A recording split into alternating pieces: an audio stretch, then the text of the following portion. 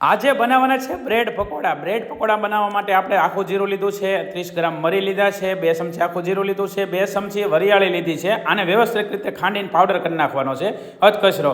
અને 700 ગ્રામ આપણે બટેટા લીધા છે બાફેલા, અને તીખા મરચાં અને મોળા મરચાં બંને નાખ્યા છે આપણે 30 ગ્રામ જેટલા. 30 ગ્રામ જેટલા લીલા વટોણા, 30 ગ્રામ જેટલું આદું નાખ્યું છે. અને હવે જે આપણે જે ખાંડેલો મસાલો હતો તે નાખી દેવાનો છે. અને આ મસાલો તમને છે ને કંઈક યુનિક ટેસ્ટ આપવાનો છે. અંદર આપણે 1.5 ચમચી જેટલું ધાણા જીરું, હળદર અને થોડુંક જરૂરિયાત મુજબ આપણે મીઠું મરચું નાખશું. ત્યારબાદ મીઠું પણ નાખવાનું છે, બરાબર, જરૂરિયાત તમારા સ્વાદ મુજબ. આની અંદર ગળ પણ નાખવું હોય તો નાખી શકાય છે. અને હું અત્યારે 60 મસાલો નાખું છું. 60 મસાલો કોઈ પણ કંપનીનો તમે નાખી શકો છો. અને સરસ રીતે મિક્સ થઈ ગયું છે. હવે આપણે લઈ લેવાના છે બ્રેડ. તે પહેલાં આપણે લોટ અંદર આપણે બનાવી નાખીએ. આપણે આ ચણાનો લોટ જ ઉપયોગ કર્યો છે. અને આ રીતે એકદમ આછો એને મીડિયમ રાખવાનો તમે જોઈ શકો છો. અને બ્રેડ લઈ લીધી છે આપણે ફ્રેશ, અને એની અંદર છે ને ભાઈ આપણો મસાલો સેપરેટ કરી દેવાનો છે.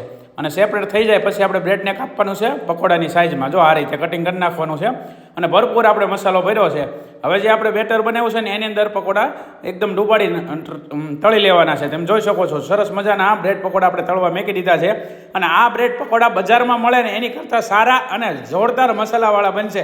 અને તમે એકવાર ટેસ્ટ કરશો ને ભાઈ, સાહક થઈ જશો એવા ટેસ્ટના બ્રેડ પકોડા બનશે ભાઈ. અને એકદમ ક્રન્ચી હો. અને ગરમમાં ગરમ ખાવ એટલે મોજ કરો. જો રેસીપી સારી લાગે ને વધુ શેર કરો.